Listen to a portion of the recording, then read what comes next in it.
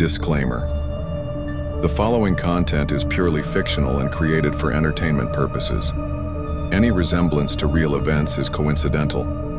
The smell of French fry oil mixed with something else, something rotten. Sarah pressed her back against the walk-in freezer door as screams echoed from the dining area. Just 30 minutes ago, she was complaining about the late shift at McDonald's. Now, the golden arches outside were splattered with blood, and the drive-thru window was the only thing standing between her crew and the horde of infected customers clawing at the glass. Her manager's radio crackled. "All units, this is dispatch.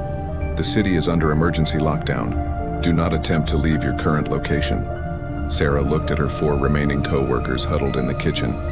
They had enough frozen patties to last weeks, but would they survive long enough to eat them? Welcome to Shadowverse. If you're fascinated by survival scenarios and apocalyptic what-ifs, make sure to subscribe and drop a comment telling us your favorite topic. We read every single one and your ideas shape our content. Sarah had been working at McDonald's for 3 years, but she'd never seen anything like this. It started with Mr. Henderson, a regular who came in every Tuesday for his Big Mac and coffee. Tonight, he stumbled through the front doors at 11:47 p.m., his shirt torn and something dark staining his khakis. "Sir, are you okay?" Marcus, the newest crew member, had called out from behind the counter. Mr. Henderson didn't respond. He just kept walking, his movements jerky and unnatural, like a marionette with tangled strings. That's when Sarah noticed his eyes, completely white, rolled back so far that only the bloodshot veins showed. And his mouth. God, his mouth was hanging open, making this wet, rasping sound that definitely wasn't breathing. "Marcus, get back here, now." Sarah's voice was barely a whisper, but something in her tone made Marcus step backward without question. The old man lunged forward with surprising speed, slamming into the counter with a sickening crack. His fingers, now more like claws, scraped against the stainless steel surface. That's when the screaming started outside. Through the floor-to-ceiling windows, Sarah watched her quiet suburban street transform into something from a nightmare. People were running, but not all of them were running away. Some were chasing, moving with that same unnatural jerky motion as Mr. Henderson. A woman in a jogging outfit tackled a man near the bus stop, and when she raised her head, Sarah could see blood covering her entire lower face. "What the hell is happening?" whispered Jake, the night manager, as he emerged from his office. He'd been doing paperwork when chaos erupted, and now his face was pale as he stared out at the mayhem. The radio in Jake's office suddenly burst to life. "All emergency services are currently overwhelmed. Citizens are advised to shelter in place immediately. Do not attempt to travel. This is not a drill." Sarah felt her stomach drop. Through the window, she counted at least 15 people stumbling around the parking lot with that same horrifying gait. And they were all looking directly at the brightly lit McDonald's, drawn to it like moths to a flame. "We need to turn off the lights," she said, but her voice came out as barely a croak. "Nobody move toward the windows," Jake ordered, his manager training finally kicking in despite the surreal circumstances. "Lisa, Kim, Marcus, get away from the front counter right now." Lisa, who'd been frozen in place while cleaning the shake machine, dropped her rag and backed toward the kitchen. Kim emerged from the bathroom, took one look at the scene outside, and immediately understood why everyone looked terrified. "Are those people sick?" she asked. But even as the words left her mouth, she knew it was something far worse than sick. Mr. Henderson was still at the counter, his broken fingers leaving smears of blood as he clawed at the barrier between him and the crew. More figures were pressing against the windows now, at least 8 that Sarah could count. Their faces were slack, emotionless, but their movements showed a disturbing kind of purpose. "The back door," Marcus suggested, his voice cracking. "We could make a run for it through the employee exit." Jake shook his head grimly. "Look at the drive-thru camera." He pointed to the monitor that showed their rear parking area. More figures wandered back there too, at least 6 of them, including what looked like a teenager in a Letterman jacket from the local high school. Sarah's phone buzzed with an emergency alert. "Citywide emergency. Unknown biological hazard." Avoid all contact with affected individuals. Military assistance en route. Military? Lisa's voice was shaking. This is really happening, isn't it? A loud thud made them all jump. One of the infected had walked straight into the drive-thru window, hitting it with enough force to spider the safety glass.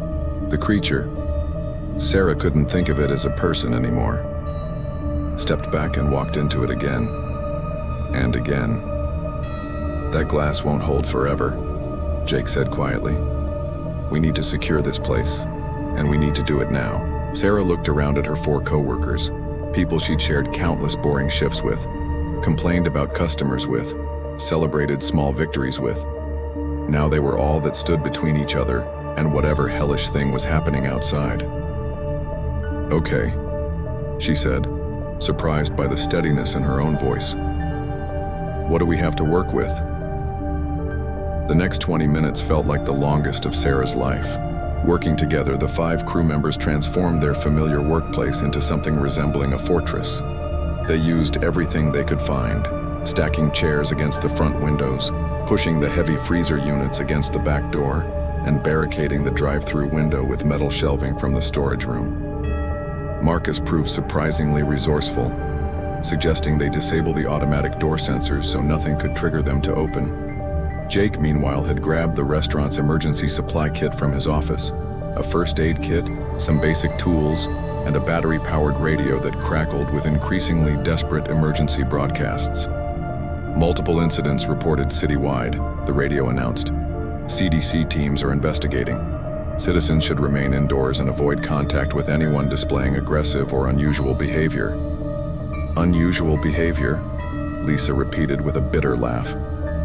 Is that what we're calling it? Kim had been checking their food supplies, taking inventory with the methodical precision she usually reserved for counting register drawers.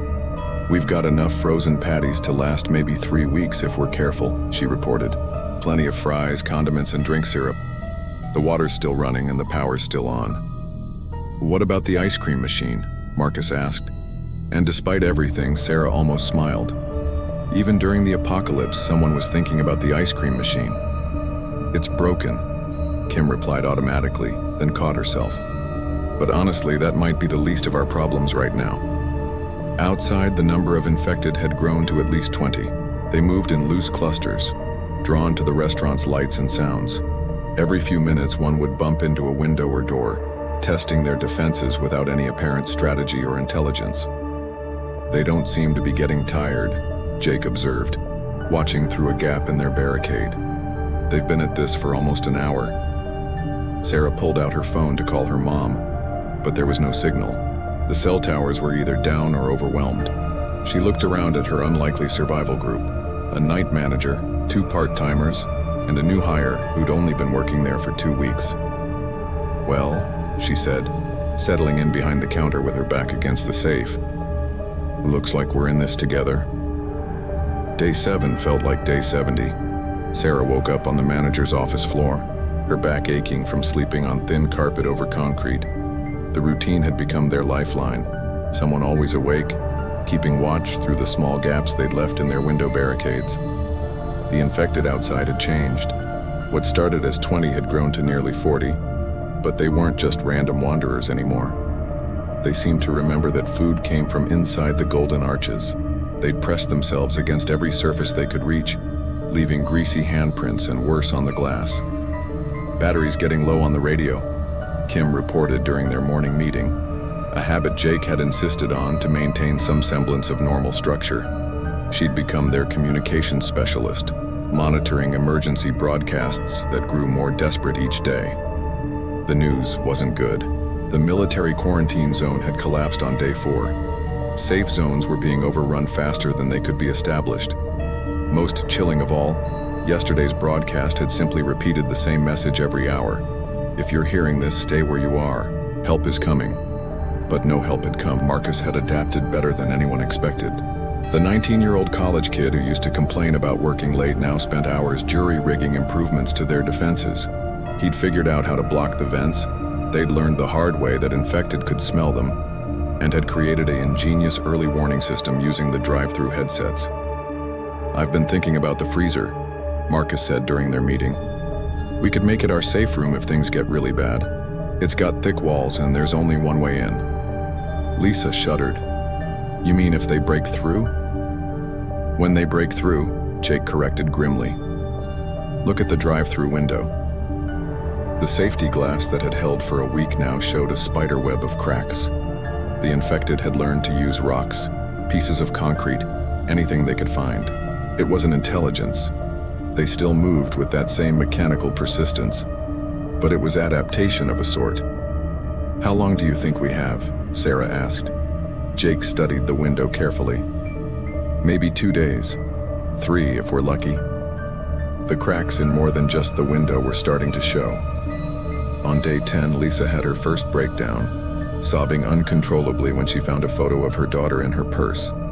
Kim and Marcus had been snapping at each other over trivial things, who used the last of the hand soap, who left crumbs near the coffee machine. "We can't keep living like this," Lisa said during their evening meeting. "We're not surviving, we're just postponing the inevitable." Sarah understood the feeling. They'd been rotating sleep shifts, eating meals of reheated burgers and fries, and using buckets in the storage room for privacy. The constant stress of watching the infected claw at their defenses was wearing them all down. "I've been monitoring the emergency frequency," Kim announced, her voice carrying the first hope they'd heard in days. "There's a helicopter rescue operation happening tomorrow morning at the high school. It's only 6 blocks from here." The room fell silent. 6 blocks might as well have been 600 with that horde outside. "The helicopter's only going to be there for 30 minutes, Kim continued.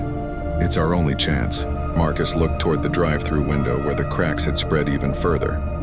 "We could create a distraction. Use the fry oil, heat it up and pour it out the back window. That might draw some of them away from the front." "And then what?" Jake asked. "We make a run for it through however many are left." "It's better than waiting here to die," Lisa said quietly. "At least it's doing something." Sarah felt the weight of decision pressing down on her. Somehow, without anyone officially deciding it, she'd become the group's leader. Maybe it was because she'd been there the longest, or maybe it was because she was the only one who seemed able to stay calm while everything fell apart. The radio crackled to life. "Final helicopter extraction at Memorial High School will commence at 800 hours. This is the last scheduled rescue operation in Sector 7. Sarah looked at her 4 companions, people who'd become family in the strangest possible way. They'd kept each other alive for 11 days in hell. Now she had to decide whether to risk all their lives on one desperate gamble. "We vote," she said finally, "and whatever we decide, we do it together." The vote was unanimous. At 7:30 a.m., they put their plan into action. Marcus had rigged 3 fryer baskets full of oil to the back window, creating what he called the world's most dangerous Molotov cocktail. The smell would draw the infected away from their primary escape route, the front door, which they'd chosen because it offered the clearest path to the street. "Remember," Sarah said as they gathered by the front entrance, "we stick together no matter what. If someone falls, we don't leave anyone behind." Each of them carried a makeshift weapon. Jake had a knife from the kitchen. Lisa clutched a heavy flashlight. Marcus held a mop handle they'd sharpened to a point, and Kim had armed herself with a metal spatula and grim determination. Sarah carried the first aid kit and their only functioning phone, hoping to call for help if they made it to the school. "On 3, Sarah whispered, her hand on the door lock. Through the gap in their barricade, she could see at least 15 infected still clustered near the front of the restaurant. Marcus triggered his oil trap. The sizzling sound and smell of burning grease immediately drew attention. About half the crowd began shambling toward the back of the building. 3. Sarah yanked open the door, and they burst into the morning sunlight they hadn't felt in nearly 2 weeks. The remaining infected turned toward them immediately, but the group had momentum and desperation on their side. They ran like they'd never run before, weaving between abandoned cars and dodging grasping hands. Lisa stumbled once, and Jake hauled her back to her feet without missing a stride. Marcus used his makeshift spear to push away an infected teenager who got too close. 4 blocks, 5 blocks. Sarah's lungs burned, but she could hear it now. The distant sound of helicopter rotors. 6 blocks. Memorial High School came into view. And there it was. A military helicopter sitting on the football field. Soldiers forming a protective perimeter as survivors climbed aboard. "We made it," Marcus gasped as they stumbled across the goal line. They'd survived their shift at the last McDonald's. Now they just had to survive whatever came next. The McDonald's crew's story reminds us that survival isn't just about having the right supplies or the perfect plan. It's about the people you're with when everything falls apart. Sarah, Jake, Lisa, Marcus, and Kim turned their mundane workplace into a fortress, not through military training or survival expertise, but through teamwork, quick thinking, and the simple human refusal to give up. Their 11 days behind the golden arches show us that ordinary people can do extraordinary things when pushed to their limits. A night manager became a strategist. A college kid became an engineer. Part-time workers became a family united by shared terror and mutual dependence. But perhaps most importantly, their story illustrates that hope, even in the darkest circumstances, can be the difference between surviving and simply existing. When Kim heard that helicopter rescue announcement, when Marcus devised his oil trap distraction, when they all voted to risk everything for one chance at freedom, they chose hope over despair. The infected may have taken their city, but they couldn't take their humanity. What would you do if you found yourself trapped in your workplace during an apocalypse? Would you have what it takes to transform your daily environment into a survival fortress? More importantly, who would you want beside you when the world ended? These are the questions that make survival scenarios so fascinating. They strip away everything we think we know about ourselves and reveal what we're really made of. If you enjoyed this deep exploration into apocalyptic survival, make sure you're subscribed to Shadowverse for more thought-provoking scenarios that push ordinary people to their absolute limits. Hit that notification bell so you never miss our latest content. And here's what I want you to do right now. Drop a comment and tell us, what's your workplace and how would you survive an apocalypse there? A hospital, an office building, a school, your local grocery store? Share your survival strategy, and you might just inspire our next story. We read every single comment and use your ideas to create the content you want to see. Your imagination helps fuel our creative process, so do not be shy. Let us know what apocalyptic scenario you'd like us to explore next. Until next time, stay curious, stay prepared, and remember, in any crisis, the most important resource you have is the people around you. This has been Shadowverse. Thanks for watching.